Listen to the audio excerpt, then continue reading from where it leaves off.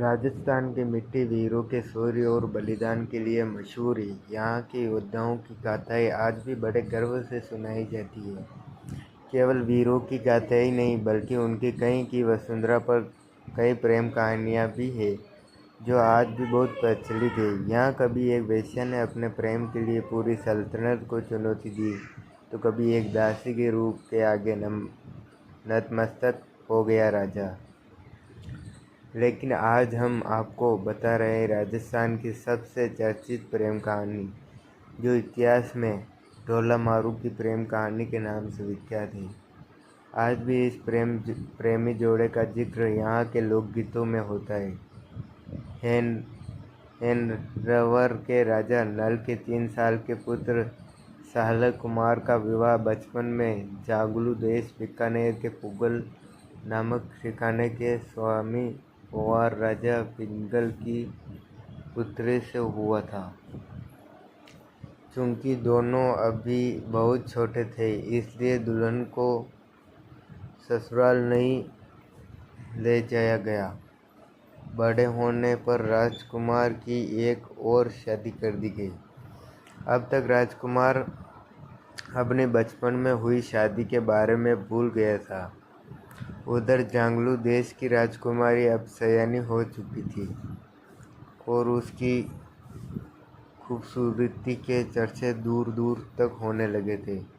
माँ बाप ने उसे ले जाने के लिए नरवर कई संदेश भेजे, लेकिन कोई भी संदेश राजकुमार तक नहीं पहुँच पाया। राजकुमार की दूसरी पत्नी ईर्ष्या के चलते राजा पिंगल द्वारा भेजे गए संदेश वाहकों को मरवा डालती थी। उसे इस बात का डर था कि राजकुमार को अगर पहली पत्नी के बारे में कुछ भी याद आया तो उसे छोड़कर वह पहली के पास चले जाएंगे। इसका सबसे बड़ा कारण पहली राजकुमारी थी। वह बहुत सुंदर थी। उधर राजकुमारी साला कुमार के ख्वाबों में खोई थी। एक दिन उनके सपने में सलाहन कुमार आया। इसके बाद वह वियोग की अग्नि में जलने लगी। उसे न खाने में रुचि रही और न किसी दूसरे काम में। ऐसी हालत देख उसकी माँ ने राजा पिंगल से फिर संदेश भेजने का आग्रह किया। इस बार राजा पिंगल ने एक चतुर ढोली को नरवर भेजा। जब ढोली ने नरवर के लिए रवाना हो रहा था, तब राजकुमारी ने उसे अपने पास बुलाकर मारू राग में दोहे बनाकर दिए और समझाया कि कैसे उसके प्रियतम के सम्मुख जाकर गाकर सुनाना है। यह सब इसलिए किया गया क्योंकि उसकी दूसरी राजकुमारी किसी भी संदेश वाहक को राजा तक पहुंचने से पहले मरवा देती थी। ढोली गायक ने राजकुमारी को वचन दिया कि वह या तो राजकुमार को लेकर आएगा या फिर वही मर जाएगा। चतुर ढोली याचक बनकर किसी तरह नरवर में राजकुमार के महल तक पहुंचा। रात में उसने उसी आवाज़ में गाना शुरू किया। बारिश की रिमझिम फुहारों में ढोली ने मल्हार राग में गाना शुरू किया। मल्हार राग का मधुर संगीत राजकुमार के कानों में गूंजने लगा। वह झूमने लगा। तब ढोली ने साफ शब्दों में राजकुमारी का संदेश गाया। गीत में राजकुमारी का नाम सुनते ही सलाहन कुमार चौंका और उसे अपनी पहली शादी याद आ गई। ढोली ने गा गा कर बताया कि उसकी प्रियतमा कितनी खूबसूरत है और उसकी याद में कितने वियोग में है। ढोली ने दोहों में राजकुमारी की खूबसूरती की व्याख्या कुछ ऐसे की। उसके चेहरे की चमक सूर्य के प्रकाश की तरह है, जिन्हें कपड़ों में से शरीर ऐसे चमकता है मानो स्वर्ण जाग रहा हो। हाथी जैसी चाल, हीरो जैसे दांत, मुँह सरी के होठ है। बहुत से गुणों वाली, क्षमाशील, नर्म व कोमल है।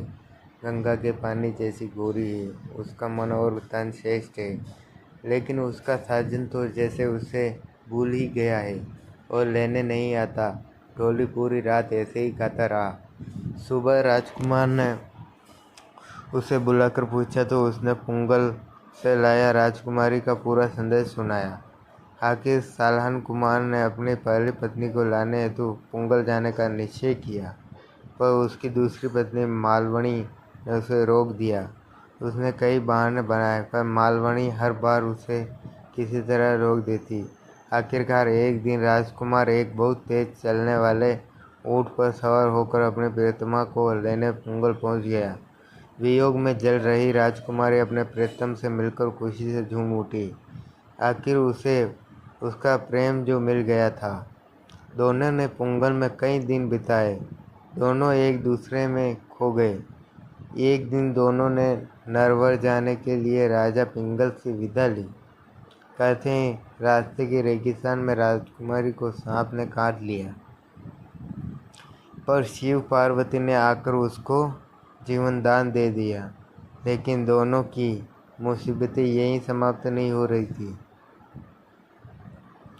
इसके बाद वे उमर सुमरा के राजकुमारी के पाने के लिए रचे षड्यंत्र में फंस गए। उमर सुमरा सालूना कुमार को मारकर राजकुमारी को हासिल करना चाहता था, सो वह उसके रास्ते में जाजम बिछाकर महफिल सजाकर बैठ गया। राजकुमार सलाहन कुमार अपनी खूबसूरत पत्नी को लेकर जब उधर से गुजरा तो उमर ने उससे मनुहार की और उसे रोक लिया। राजकुमार ने राजकुमारी को ऊँट पर बैठे रहने दिया और खुद उमर के साथ अमल की मनुहार लेने बैठ गया। रेगिस्तानी इलाकों में किसी भी अतिथि की मनुहार या स्वागत अफीम के साथ की जाती है। अफीम को अमल कहते हैं। इधर ढोली गा रहा था और राजकुमार व उमर अफीम की मनुहार ले रहे थे। मारू के देश से आया ढोली बहुत चतुर था। उसे उमर सुमरा के षड्यंत्र का ज्ञान आभास हो गया था। ढोली ने चुपके से इस षड्यंत्र के बारे में राजकुमारी को बता दिया। राजकुमारी भी रेगिस्तान की बेटी थी। उसने ऊँट की एड़ मारी। ऊँट भागने लगा तो उसे रोकने के लिए राजकुमार दौड़ा। पास आते ही मारूवणी ने कहा, धोखा है, जल्दी ऊँट पर चढ़ो, ये तुम्हें मारना चाहते हैं। इसके बाद दोनों ने वहां से भागकर नरवर पहुंचकर ही दम लिया। यहाँ राजकुमारी का स्वागत सत्कार किया गया और वह वहाँ की रानी बनकर राज करने लगी। इतिहास में इस प्रेमी जोड़े को ढोला मारू के नाम से जाना जाता है। तब से आज तक उनके नाम के गाने पूरे जोर जोर से गाए जाते हैं और उनके प्रेम का गुणगान किया जाता है। हेडोला को रिझाने के लिए डाड़ी ढोली द्वारा गाए कुछ दोहे। आखड़िया डंबर भई नयन गमाया रोए, क्यों साजन परदेश में राह भिंडना होए। आंखें लाल हो गई है रो रो कर, नयन गवा दिए हैं, साजन परदेश में क्यों पराया हो गया है। दुजरन बेण न सांभरी मना न विसराय, कुंजा लाल बचाए जूं खीण खीण चिता रे। बुरे लोगों की बातों में आकर उसको मारूवणी को मन से मत निकालो। कुंजा पक्षी के लाल बच्चों की तरह वह क्षण क्षण आपको याद करती है। आंसुओं से भीगा चीर निचोड़ते उसकी हथेलियां में छाले पड़ गए हैं। जे तू साहिबा ना आवियो, सावण पहली तीज, बीजन तने जबू कटे मुद मरे सी खींच। यदि आप सावन की तीज के पहले नहीं गए तो वह मुग्धा बिजली की चमक देखते ही खींचकर मर जाएगी। आपकी मारूवण के रूप का बखान नहीं हो सकता। पूर्व जन्म के बहुत पुण्य करने वालों को ही ऐसी स्त्री मिलती है। नमणी खम्मणी बहुगुणी सुकोमणी, सुकच गोरी गंगा नीर जूं, मन गर्वित तन अच्छा। बहुत से गुणों वाली शमशील नर्म व कोमल है। गंगा के पानी जैसी गोरी है, उसका मन और तन श्रेष्ठ है। गति गायत जग केण गर्भ केहर जिम्मी कटी लंक, हीर डसण विभम अंदर मरवण बकुंडी मयंक। हाथी जैसी चाल, हीरो जैसे दांत, मूंग खरीदे होठ है। आपकी मारवणी की सीओ जैसी कमर है, चंद्रमा जैसी भुएं हैं। आदिता हूँ उजलो मारूणी मुख ब्रह, जीना कपड़ा पहरना जो चाहिए सोब्रह। मारवाड़ी का मुंह सूर्य से भी उजला है, जिन्हें कपड़ों में से शरीर यो चमकता है मानो स्वर्ण झांक रहा है।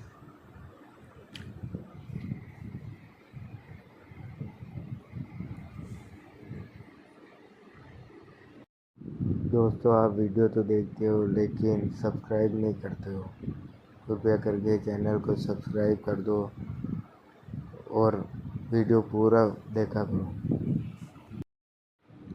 और आगे ऐसी वीडियो मैं आपके लिए लाता रहूँगा, कहानियों से भरपूर।